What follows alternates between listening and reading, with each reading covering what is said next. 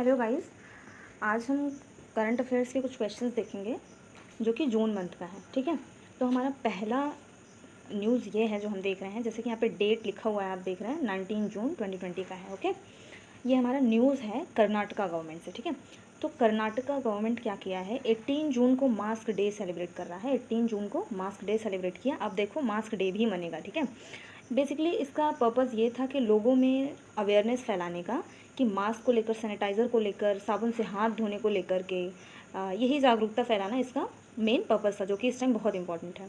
ठीक है, और इसमें सोशल डिस्टेंसिंग की भी बात की गई और इसमें बड़े बड़े डॉक्टर्स जो हैं वो पार्टिसिपेट किए थे। ठीक है, तो कर्नाटका के सीएम इस टाइम कौन है, सीएम और गवर्नर हम देखते चलेंगे क्योंकि ये इंपॉर्टेंट होता है, एग्जाम में आ जाता है।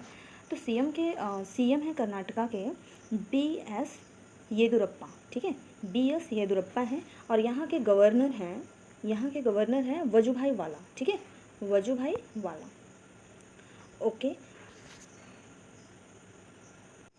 हमारा अगला न्यूज़ है भारत जो है वो संयुक्त राष्ट्र सुरक्षा परिषद का अस्थायी सदस्य बन गया है इस टाइम। ठीक है, संयुक्त राष्ट्र सुरक्षा परिषद का अस्थायी सदस्य, जो कि यह अस्थायी सदस्य के रूप में शामिल हो गया है और 193 कंट्रीज़ में से 184 का मत इसे मिला है। ठीक है, 184 का इसे मत मिला है। भारत ने 21 और 22 के कार्यकाल के लिए एशिया प्रशांत श्रेणी में गैर स्थायी सीट जीती है, जो कि 1 जनवरी 2021 से प्रभावी होगी, मतलब उसका काम शुरू होगा। इससे पहले भारत ने कई साल जीता है, ये गैर अस्थायी सदस्य के रूप में चुना जा चुका है। जैसे कि हमारा 1950 से 51 तक, और उसके बाद 1967 से 68 तक हुआ है, उसके बाद 1972 से 73 तक, उसके बाद 77 से 78 तक, उसके बाद 1984 से 85 तक, उसके बाद 1991 से 1992 तक एंड 2011 से 2012 तक। अब भारत के साथ साथ आप एक चीज़ देख लो, भारत के साथ साथ आयरलैंड और मैक्सिको और नॉर्वे ने भी सुरक्षा परिषद के चुनाव जीते हैं। ठीक है, और संयुक्त राष्ट्र में भारत का अस्थायी प्रतिनिधि किसे चुना गया है इस टाइम, तो वह है TS तिरुमूर्ति। ठीक है, TS तिरुमूर्ति। और हमारा अगला न्यूज़ है जो कि 18 जून से है, इसमें क्या किया गया है, केंद्र सरकार ने रोजगार के अवसर बढ़ाने के लिए एक पहल शुरू की है, गरीब कल्याण रोजगार अभियान। ठीक है, कौन सा है, गरीब कल्याण रोजगार अभियान। इसमें क्या है, इसमें भारत सरकार के द्वारा ये कहाँ से शुरू किया गया है, बिहार के खगड़िया जिले के ब्लॉक बेलदौर से। ठीक है, एग्जाम में आ सकता है किस ग्राम से, तेलिहार के करीब गरीब कल्याण रोजगार योजना शुरू किया गया है। ठीक है, इसका क्या है, इसका पर्पस क्या है, पहली बात तो इसका, और ये 6 राज्यों में है, पहले तो आप ये देख लो, जो कि यूपी, MP, राजस्थान, उड़ीसा, झारखंड और बिहार। ठीक है, और ये गाँव को सशक्त बनाने के लिए बेसिकली शुरू किया गया है। और देखो, जो शहर से आ रहे हैं हमारे प्रवासी श्रमिक जो आ रहे हैं, उनको सशक्त बनाने के लिए ये शुरू किया गया है, उनकी आजीविका के अवसर प्रदान करने के लिए ये सरकार जो है काम करेगी बेसिकली इसमें। और जिसमें से इस कार्यक्रम में 6 राज्यों के 116 जिले और गाँवों में कॉमन सर्विस सेंटर और कृषि विज्ञान केंद्रों को माध्यम से जोड़ा जाएगा। 6 स्टेट मैंने आपको इसमें बता दिया। और सरकार जो है इसमें गरीब कल्याण रोजगार योजना के तहत वो 125 दिन का काम देगी, और वो भी 12 अलग अलग विभागों में, जैसे कि हमारा ग्रामीण विकास, विलेज डेवलपमेंट जिसे हम कहेंगे, पंचायती राज हमारा, एंड इन्वायरमेंट से रिलेटेड, रेलवे, पेट्रोलियम और नेचुरल गैसेस, एंड सड़क, परिवहन और राजमार्ग, और खान जो होते हैं उसमें, एंड ड्रिंकेबल वाटर, और 2-4 और हैं, उसको आप देख लीजिए। इसमें टोटल फंड जो है, ये इंपॉर्टेंट है, इसमें टोटल फंड उन्होंने 50 करोड़ रुपए इन्वेस्ट किया गया है इस पहल के तहत। हमारा अगला न्यूज़ रिलेटेड है PM केयर फंड से। ठीक है, PM केयर फंड से रिलेटेड हमारा prime ministers citizen assistance and relief in emergency situation, जो कि आपको पता है कोविड-19 के टाइम पे इसे कब क्रिएट किया गया था, ये 28 मार्च 2020 को ये शुरू किया गया था। ठीक है, और ये बेसिकली इमरजेंसी के लिए है, जो कोविड-19 से रिलेटेड जो इमरजेंसी है हमारी, इसलिए सरकार ने इसे शुरू किया था कि लोग इसमें जो भी जितना भी डोनेट करना चाहते हैं वो कर दें। और अभी बीच में बहुत ज़्यादा देखो न्यूज़ में भी आया था कि सरकार ये जो केयर फंड्स ये शुरू की है, इसको कौन ऑडिट कर रहा है, मतलब किसके उसमें है, मतलब सेंट्रल बेसिकली इसको अपने अंडर में रखा था। तो स्टेट इसका बहुत सारे स्टेट इसका अपोज कर रहे थे, जिसमें हमारा वेस्ट बंगाल हो गया, ऐसे 2-3-4 थे। और अब इस टाइम ये न्यूज़ में आ गया है कि ये जो है ऑडिट कौन कर रहा है, यही है इसमें। ये नागरिक सहायता और आपातकालीन स्थिति के लिए शुरू किया गया था। और अब इस फंड के ट्रस्टियों ने नई दिल्ली स्थित चार्टर अकाउंट्स फर्म साक एंड एसोसिएट्स को अगले 3 वर्षों के लिए ऑडिट के रूप में नियुक्त कर लिया गया है। इसी के लिए सब परेशान थे, हमारे राहुल गांधी जी और 2-4 स्टेट जो हैं बहुत परेशान थे। इसके अलावा सुनील कुमार गुप्ता की अध्यक्षता वाली सार्क एंड एसोसिएट्स को साल 2019 में 19 से पीएम के राष्ट्रीय राहत कोष यानी कि PMNRF का ऑडिटर भी बनाया गया है। किसको बनाया गया है? सुनील कुमार गुप्ता को। और ऑडिट कौन करेगा? ये नई दिल्ली की स्थित चार्टर अकाउंट्स फर्म साक एंड एसोसिएट्स। ठीक है। और ये क्रिएट कब किया गया? 28 मार्च 2020 को। ठीक है। किस लिए? कोविड-19 इमरजेंसी टाइम के लिए। हमारी अगली न्यूज़ है जो कि 17 जून से है। ठीक है। 17 जून से है हमारी अगली न्यूज़। क्या है ये है जो हमारे, इनको आप देख ही रहे हैं, ये जो है ये कौन है? मामेदिरोव ने जीती शारजाह ऑनलाइन अंतर्राष्ट्रीय चैंपियनशिप। ठीक है। नाम से मत घबराइएगा। जो अज़रबैजान के ग्रैंड मास्टर शखरियार मोमेदिरोव, ठीक है, नाम बहुत अच्छा है, नाम से मत घबराइएगा, ने world star Sharjah online international शतरंज चैंपियनशिप जीत लिया। ठीक है। जिसमें इन्होंने 10 राउंड खेले हैं, जिसमें 7.5 इन्होंने स्कोर किया है और $3000 इन्होंने जीता है। ठीक है। और भारतीय ग्रैंड मास्टर पेताला हरिकृष्ण 10 राउंड में 6.5, ये 7.5 अंक स्कोर किए थे और ये 6.5 अंक, चैंपियनशिप के दूसरे स्थान पर रहे हैं। ठीक है। और इसकी मेज़बानी किसने किया था? इसकी मेज़बानी कौन किया था?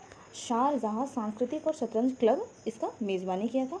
और शेख साकर बिन मोहम्मद अल कासिम ने के संरक्षण में ये आयोजित किया गया था। ठीक है। नाम थोड़े बड़े बड़े हैं लेकिन आप देख लीजिएगा।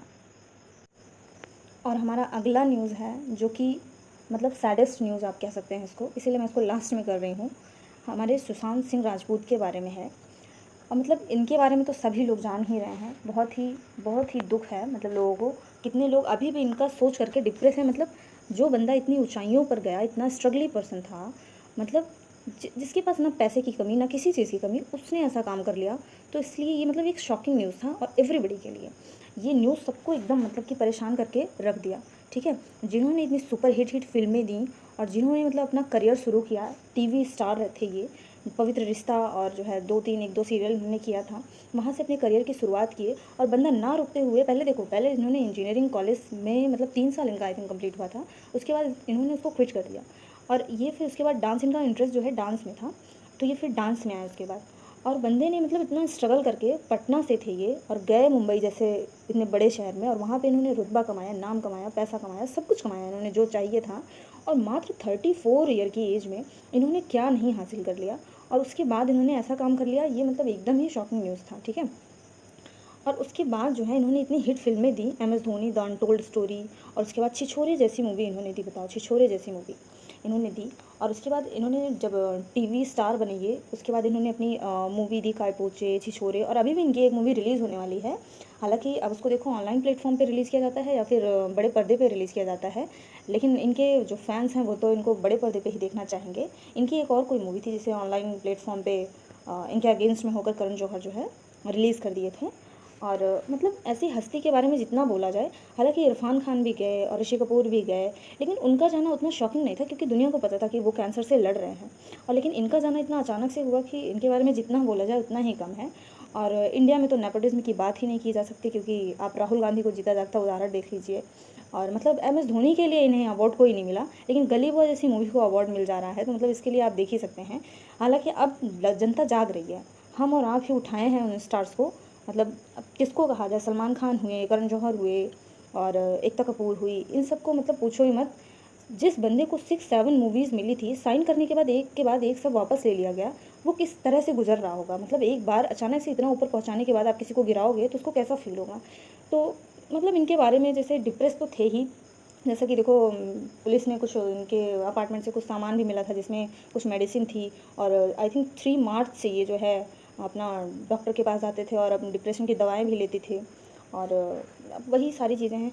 और इनके सपने कितने बड़े बड़े थे, मेन बात तो इनके सपने देखो, इन्होंने अपने सपनों की सारी लिस्ट बना रखी थी, जिसमें से इन्होंने कुछ कंप्लीट किया था और कुछ अभी कंप्लीट करना था। उन सब के बारे में ना सोचते हुए लोगों ने इस तरह से इन्हें परेशान कर दिया, चारों तरफ से इस तरह से परेशान कर दिया कि बंदे ने सुसाइड करने पर मजबूर हो गया।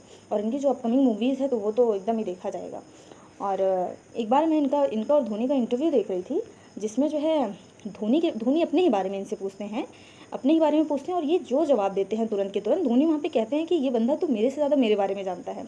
जब जो बंदा अपना काम, अपना होमवर्क इतने अच्छे तरीके से करके जाते थे सुशांत सिंह राजपूत सेट पे, कि उसको तो उनके बारे में तो कहा ही नहीं जा सकता। पढ़ने में इतने होनहार, मतलब ऑल इंडिया रैंकिंग। अब एक इंटरव्यू में इनका सुन रही थी कि 2002 में इनकी माँ का जब देहांत हुआ, इनकी माँ जब चल बसी, तो ये उस टाइम पे बहुत परेशान हुए थे। उस टाइम पे शायद आई थिंक इंटर के बाद इनका कोई एग्ज़ाम था, IIT वगैरह, तो उस टाइम पे कह रहे थे 1-2 मंथ तक मैं एकदम ब्लैंक था। लेकिन उसके बाद सडनली मैं उठा एक दिन, मैंने कहा कि मैं क्या कर रहा हूँ, मेरा एग्ज़ाम आ रहा है सर पे, मुझे पढ़ना चाहिए थी।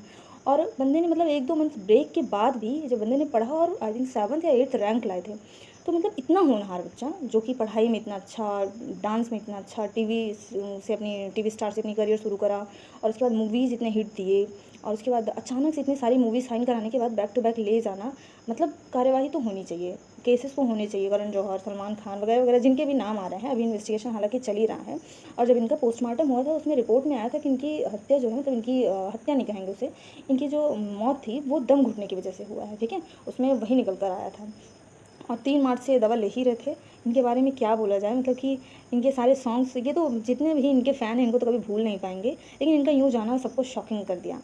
तो जिस दिन इन्होंने सुसाइड किया, उस दिन सुबह ही इन्होंने 5 बजे, पहले तो 1 बजे रात को इन्होंने अपनी एक फ़ीमेल फ्रेंड को फ़ोन किया, जिसका जवाब नहीं मिला, और जो है ये बातें रिवील हुई थी। और एक ये जो है अपने किसी प्रोड्यूसर या डायरेक्टर को फ़ोन करते हैं, उनका भी हालांकि रात में फ़ोन नहीं उठा, लेकिन सुबह 8-9 बजे के तकरीबन वो 3-4 बार कॉल किया, लेकिन इन्होंने पिक नहीं किया था सुशांत सिंह राजपूत जो थे।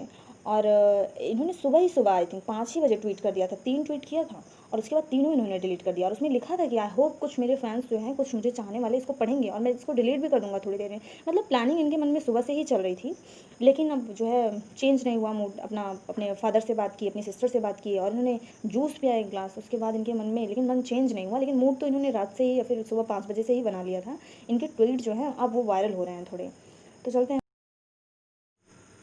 और ये हमारा एक न्यूज़ है जो कि गलवान वैली में हुआ है, ये तो सबको पता है, ठीक है, गलवान वैली में हुआ है, जिसमें हमारे 20 सैनिक जो हैं वो वीर गति को प्राप्त हो गए। और ये बहुत ही दुख के साथ कहना पड़ रहा है। और हाथापाई में जो है 20 सैनिक हमारे जो है वो वीर गति को प्राप्त हो गए। और चीन की तरफ से भी 20 या 21 सैनिक जो हैं वो घायल हुए थे। आई थिंक सूत्रों से, मतलब न्यूज़ में पता चल रहा था कि 43 सैनिक थे उधर से। और हालांकि चीन के किसी भी डेटा पे कोई भरोसा नहीं किया जा सकता, क्योंकि वो कोविड-19 का भी ऐसे छुपा रहा था, और किस चीज़ को कितना बढ़ा कर बोल दे, किस चीज़ को कितना कम करके बोल दे। चीन तो अपना भैया, वो तो जितनी भी डेमोक्रेटिक कंट्रीज़ हैं उनके तो पीछे ही पड़ गया इस टाइम। और ये तय हुआ था दोनों कंट्रीज़ में कि दोनों कंट्री के बीच में ये बात हुई थी कि वो अपने अपने सैनिक को इस जगह से, वो अपने अपने सैनिक को दूर करेंगे, ठीक है।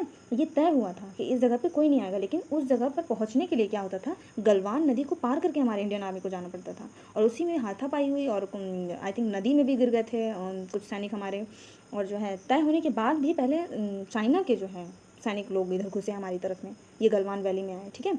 आप ये LAC देखेंगे, अगर देखो, अगर भारत इस टाइम तो चुप नहीं रहेगा, क्योंकि जैसा कि वो एक पहल शुरू कर दिया गया है कि बाइकॉट चाइनीज़ सामान को हम बिल्कुल टोटली बाइकॉट करेंगे। देखो कितने लोग अपना सामान तोड़ फोड़ डाल रहे हैं। अगर चुप रहा इंडिया तो फिर 1962 की तरह फिर वही हाल होगा, ठीक है। तो चुप नहीं रहना है इस बार इंडिया की, मतलब PM मोदी जी तो बोल ही चुके हैं कि क्या कैसे करना है। और कितने सारे इसी गुस्से को, पूरे देश में ये गुस्सा दिख रहा है। और इसी गुस्से को देखते हुए, देखो इसी गुस्से को देखते हुए कह लो, या फिर पहले से ही हमारी इंडियन इंटेलिजेंस एजेंसीज इसे कहने वाली थी। हालांकि बहुत पहले से कहा जा रहा है कि चाइनीज़ ऐप को बाइकआउट करो, चाइनीज़ सामान को बाइकआउट करो। जब से आत्मनिर्भर भारत हुआ है तब से जो है ये कहा जा रहा है। लेकिन अब जो है, जो इंडियन इंटेलिजेंस एजेंसीज़ हैं, उन्होंने सीधे सीधे 52 ऐप को उन्होंने कह दिया कि उन्हें रेड सिग्नल दिखा दिया है कि इसे यूज़ करना सेफ़ नहीं है। हालांकि जब हम उस ऐप को डाउनलोड करते हैं, उस ऐप को या फिर हम किसी भी ऐप को जब डाउनलोड करते हैं, तो हमारे फ़ोन से देखो कुछ परमिशन मांगी जाती है। जब कुछ परमिशन मांगी जाती है, यानी कि हमारे जब हम परमिशन दे देते हैं तो हमारा डाटा मतलब समझ लो चाइना के अंडर में जा रहा है, हमारे कॉन्टैक्ट सारे, हमारी सारी चीज़ें जा रहा है। तो चाइना किस हद तक गिर सकता है ये किसी को नहीं पता है। इसलिए हम जो है अब चाइनीज़ ऐप को, चाइनीज़ सामान को, सबको हम बायकॉट करेंगे। वैसे भी आत्मनिर्भर भारत अब बनेगा ही बनेगा, ठीक है। तो इन 52 ऐप में, जो कि 8-10 बहुत ही मतलब कॉमन है, लगभग सबके फ़ोन में होता है। एक तो हमारा शेयर इट है, और एक हमारा टिकटॉक, तो पूछो ही मत, टिकटॉक वर्सेस यूट्यूब अभी जंग छिड़ गया था बीच में। तो एक हमारा टिकटॉक है, और हमारा यूसी ब्राउज़र हो गया। तो मैक्सिमम लोगों के फ़ोन में यूसी ब्राउज़र रहता है। अब इन सब ऐप को यूज़ करने से पहले हमें सोचना चाहिए, कई बार ही सोचना चाहिए, ठीक है। अब जैसे वीचैट हो गया, और डीयू ब्राउज़र हो गया, और हमारा हो गया 360 सिक्योरिटी हो गया, ये तो बहुत ही कॉमन है 360 सिक्योरिटी वाला। एंड कैशे क्लियर हो गया। कैशे क्लियर यानी कि कैशे मेमोरी तो आप समझ ही रहे हैं कि यानी हम कोई ऐप, मानो सपोज हम कोई ऐप डाउनलोड करते हैं, फिर हम उसे अनइंस्टॉल कर देते हैं, उसकी कुछ कैशे मेमोरी में उसका कुछ पार्ट चला जाता है। कैशे क्लियर हो गया। और क्लीन मास्टर तो बहुत लोग यूज़ करते हैं।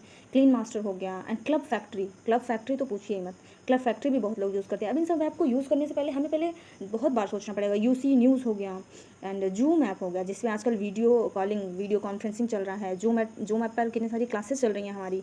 इन सब को यूज़ करने से पहले हमें सोचना पड़ेगा, क्योंकि ये सेफ़ नहीं है ऐप हमारे लिए वो ऐप सेफ़ नहीं था। और जो है, अब रही बात, देखो इंडिया तो अपना बदला लेगा ही लेगा, लेकिन हमें सबसे पहले चाइनीज़ थिंग को बायकॉट करना है, ताकि हम इकोनॉमिकली झटका दे सकें उसे। क्योंकि पिछले 5 सालों में जो चाइनीज़ इन्वेस्टर हैं, पिछले 5 ईयर्स में, 5 सालों में, इस डेटा को मतलब बहुत इंपॉर्टेंट है ये। पिछले 5 सालों में 5.5 मतलब $5.5 बिलियन, ठीक है, बिलियन डॉलर में बात हो रही है, से ज़्यादा इन्वेस्ट कर चुके हैं इंडिया में जो चाइनीज़ इन्वेस्टर हैं, ठीक है। चाइनीज़ इन्वेस्टर ने, जैसे कि अलीबाबा हो गया, अलीबाबा ने पेटीएम और ज़ोमैटो पर जो है इन्वेस्ट किया है। और पबजी के जो डेवलपर टेंसेंट गेम्स होते हैं, जिन्होंने ओला, स्विगी एंड बायूज़ में इन्वेस्ट किया है। और जो एफडीआई है, फॉरेन डायरेक्ट इन्वेस्टमेंट, इंडिया में चाइना ने 18वें नंबर पर है, ठीक है। इतना ज़्यादा इन्होंने जो है इन्वेस्ट किया है। तो इन सब को देखते हुए हम अगर जो है सिर्फ इकोनॉमिकली भी अगर झटका देना चाहें, तो वो भी इंडिया के लिए बहुत अच्छी सबक होगी, ठीक है। तो गाइज, इन सारे न्यूज़ को देखते हुए आज हम इसे भी समअप करते हैं। Thank you for listening. और जो है, if you like this session, please like and share. Thank you.